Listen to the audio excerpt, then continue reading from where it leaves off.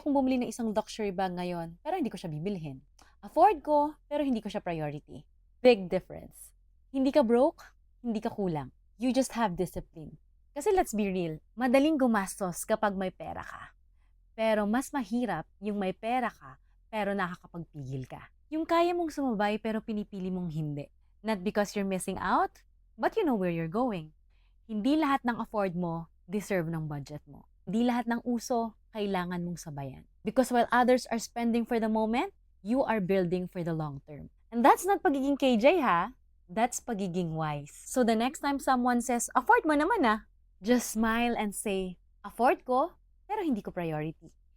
All the things you chose to delay, all the things you chose to sacrifice will make sense because you didn't just spend, you built. Because discipline will only look boring to people who only chase pleasure. But in the long run, ikaw yung panalo. Afford mo, pero hindi mo priority sa ngayon. And that's your daily reminder for today.